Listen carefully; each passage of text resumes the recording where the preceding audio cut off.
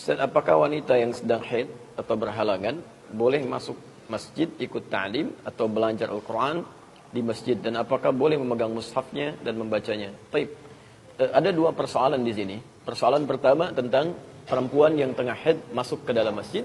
Persoalan kedua, seorang perempuan yang tengah haid belajar Al-Quran. Ini dua hal yang terpisah. Baik, mari kita lihat dulu bahwa di masa Nabi SAW, perempuan-perempuan yang tengah dalam keadaan masa haidnya diminta oleh Nabi SAW untuk tidak mendekati masjid. Diminta untuk tidak mendekati masjid. Baik ya. Kenapa? Karena jelas keadaan dirinya belum dalam keadaan suci. Hanya oleh para ulama fikih dilihat apa ini teksnya, ya begitu diikuti. Jadi tidak banyak penafsiran-penafsiran. Sekalipun dalam beberapa hal suka menafsirkan juga gitu kan. Dalam beberapa hal. Baik. Misal saya beri contoh. Ya, Nabi menyampaikan nanti akan banyak datang orang-orang ke Mekah gitu kan, dalam menunaikan haji, ada yang penunggang kuda, ada yang naik unta, ada yang jalan kaki. Dalam konteks seperti ini mereka nggak bisa dengan tekstual. Sebab bagaimana antum misalnya dari Indonesia mau datang ke Saudi sana mau haji pakai kuda, susah gitu kan. Mau naik unta, untanya juga transfer dulu dari sana ke sini ya. Baik, mau jalan kaki kapan nyampenya ya? Sampai kiamat kurang 2 hari belum tentu nyampe gitu kan. Baik. Karena itu ditafsirkan, oh ini maksudnya kendaraan yang cepat, kendaraan yang nyaman, bisa lewat jalur udara, ya, bisa lewat jalur laut dan sebagainya. Baik, jadi dalam menafsirkan hadis itu ada dua cara. Ada yang memang teksnya sudah jelas, nggak perlu ditafsirkan. Kalau teksnya sudah jelas, maka tidak perlu kita menafsirkan ulang, sehingga dengan itu bisa berpotensi menyalahi isinya. Ada yang kedua, yang dipahami konteksnya. Jadi yang dimaksud bukan kalimatnya, tapi makna di balik kalimat itu. Yang pertama disebut dengan al-fahmul lafzi, pemahaman kepada teksnya. Yang kedua al-fahmul ma'nawi. Misal, fahmul lafzi itu gampang ya, dalam beberapa hal. Dalam sholat kebanyakan. Dalam sholat itu nggak banyak tafsiran, jelas sekali. Jelas, ya. Kecuali nanti hikmahnya apa. Misal, kalimat takbir kan, diucapkan dengan menggunakan Allahu Akbar. Tangan diangkat, langsung letakkan. Jelas kalimatnya, faqulu Allahu Akbar. Katakan Allahu Akbar. Antum mau tafsirkan apa lagi? Oh, maksud Allahu Akbar itu Asmaul Husna. Boleh menyebut dengan nama selain itu. Itu tafsiran kreatif namanya. Ya, yang bisa merubah isinya. Ya, bisa merubah isinya. Karena itu ketika Anda menemukan kalimat seperti ini, tidak perlu ditafsirkan lagi. Yang kedua maknawi. Maknawi itu yang melihat ini maksudnya di kalimatnya atau di isinya. Kapan Nabi mengucapkan?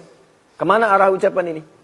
Nah, dan umumnya kalimat-kalimat hadis itu, ya sebagian besar menggunakan makna maknawi. Tidak lafzi dia, umumnya. Karena itu antum mesti belajar ilmu balaghah di sini untuk melihat maknanya kemana arahnya. Kalau maknawi seperti apa ditafsirkannya. Nah, sekarang saya beri contoh dulu yang maknawi sebelum masuk ke makna yang tadi, pertanyaan tadi.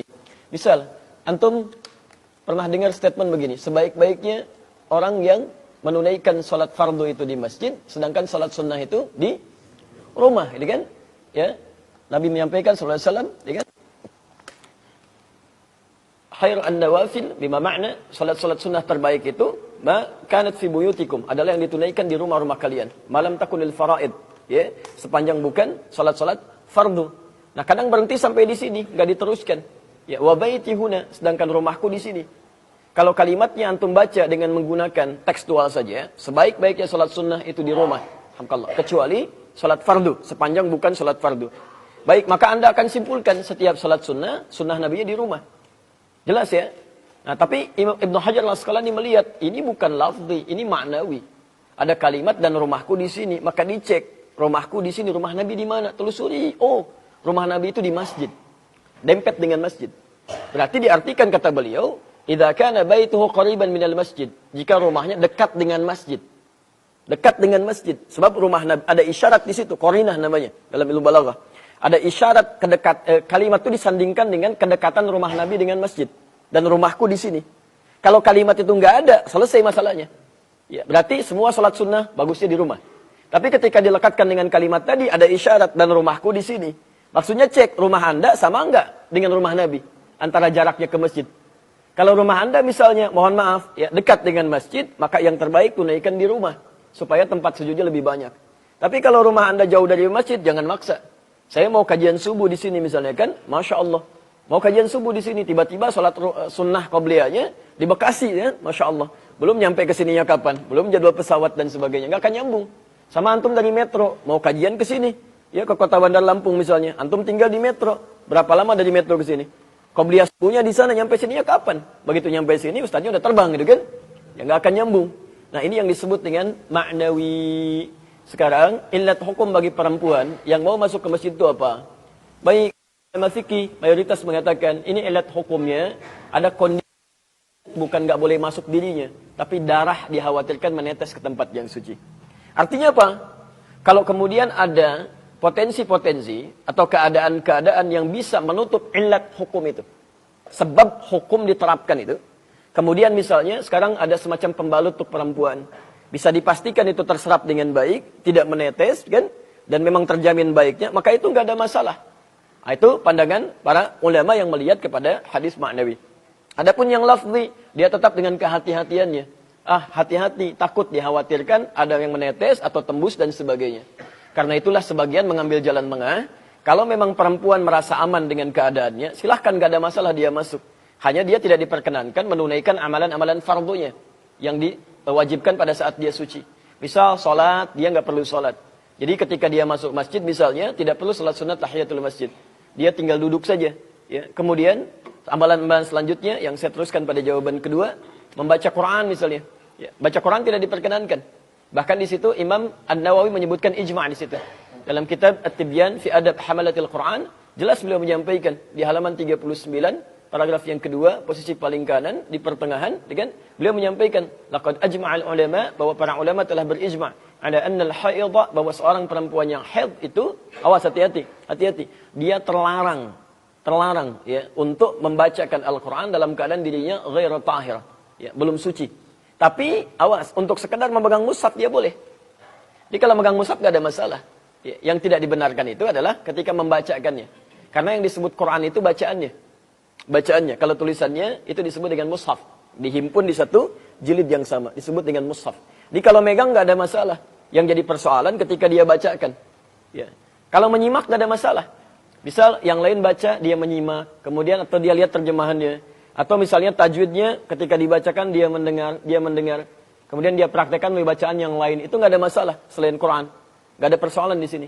Tapi kalau menyengaja baca Al-Quran, kata Imam An-Nawawi, itu ijma' di situ tidak diperkenankan. Untuk menghormati kesucian Al-Quran.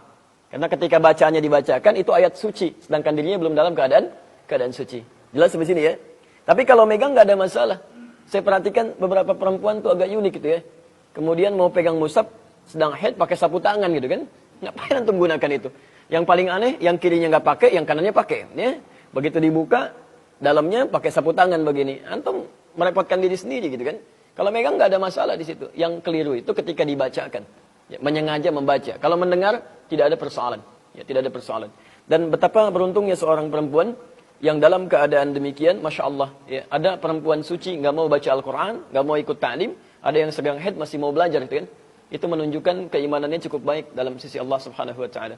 Karena itu jaga kalau anda sudah dalam keadaan demikian, karena tidak mudah mendapatkan nikmat keimanan seperti itu. Ya. Yang kedua, saya ingin sarankan agar setiap perempuan itu dalam keadaan sucinya, dia memperbanyak amalan.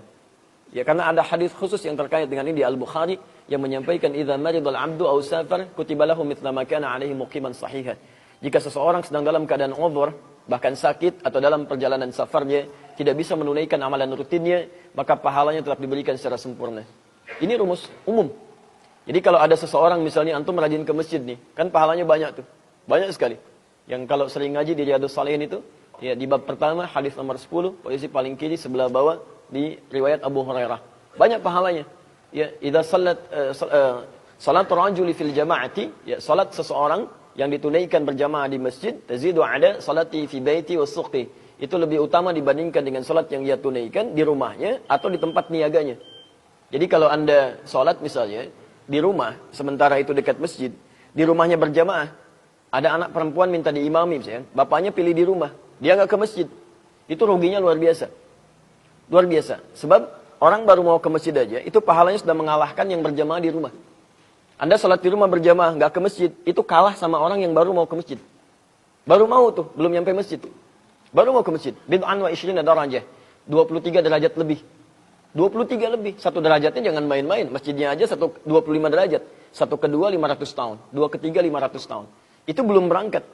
Kemudian kalau anda bisa wudu dulu di rumah, dzalika anna ahadahum, yang demikian itu kalau satu di antara mereka idza tawadda'a fa ahsanal wudu, bisa berwudu dulu di rumahnya sebelum dia berangkat ke masjid misalnya, ya. Kemudian dia menyempurnakan wudunya. Thumma atal masjid, kemudian dia berangkat ke masjid, maka tambah lagi pahalanya. Jadi kalau antum bisa kerjakan wudunya jangan di masjid, tempat Anda mau berangkat. Walaupun tidak salah kalau wudu di masjid, enggak apa-apa, enggak ada masalah.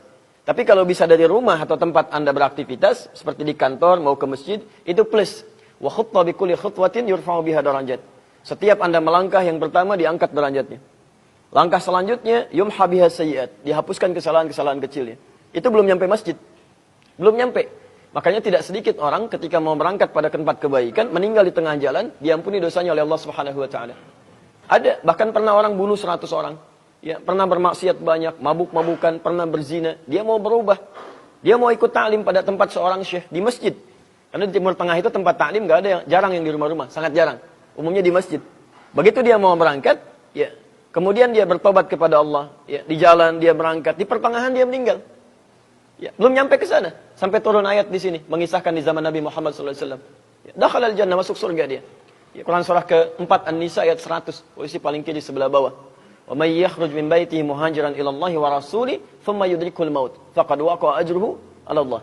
Dan siapa, Masya Allah, yang dia berusaha untuk berubah karena Allah dan Rasulnya, dia baru keluar berangkat, belum sampai ke tujuan.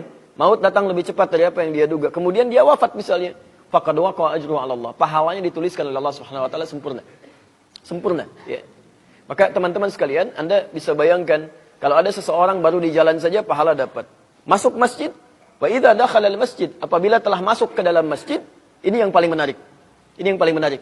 Kutibat alaihi ma kana fis shalah. Kutibat alaihi ma kana fis shalah. Maka dituliskan pahala salatnya sempurna, padahal belum salat. Dituliskan sampai dia masuk. Sampai ketika dia mengatakan Allahumma aftah li abwaaba rahmatik, ya Allah, mohon bukakan pintu-pintu rahmatmu. Wal malaikatu yaqulun, para malaikat langsung berkata, Allahumma arhamhu, ya Allah mohon rahmati orang ini. Allahumma ighfir lahu, ya Allah ampuni dosanya. Allahumma tub alaihi, ya Allah mohon terima taubatnya. Sampai dia salat, sampai dia ibadah di situ. Sepanjang malam yu'dhi au yuhdits. Sepanjang dia tidak merusak amalnya dengan perbuatan tercela atau sengaja membatalkan wudunya. Semua diberikan. Nah, sekarang ada pria misalnya yang biasa ke masjid, qadarullah sakit. Ya, kakinya sakit.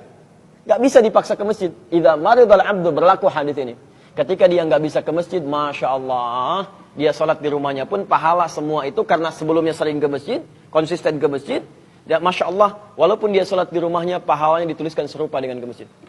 Apalagi perempuan yang dalam sucinya, dia sering menghafal Quran, dia baca Quran, dia tingkatkan amalan sunnah, dia rajin ikut ta'lim. Begitu dalam keadaan tidak sucinya, pahala-pahala itu dituliskan sekalipun dia tidak mengerjakannya. Jadi rugi kalau perempuan-perempuan dalam keadaan haidnya misalnya, maaf, ya walaupun dia mengerjakan amalan-amalan biasa, tapi saat sucinya tidak meninggalkan amalan-amalan sunnah, maka yang seperti ini banyak pahalanya. Tapi sangat rugi kalau perempuan dalam keadaan sucinya, maaf, ya tidak pernah meningkatkan amalan. Itu saat-saat masa haidnya, dia kehilangan banyak pahala. Dan masa-masa itu kan terbatas. Kalau sudah monofus, sudah segalanya kembali lagi ke seperti biasa. Ya, jadi manfaatkan dengan baik dan semoga Allah memuliakan Anda. Ya. Nah, yang jalan tengah kedua, kalau dia merasa khawatir tadi kayak tembus dan sebagainya, dia bisa ambil area luar. Tidak harus masuk ke dalam, gitu kan? Dia ambil area luar, kan? Yang kemudian dia bisa menyimak dengan baik dan seterusnya. Dan semoga Allah Subhanahu wa taala memberikan pahala yang lebih.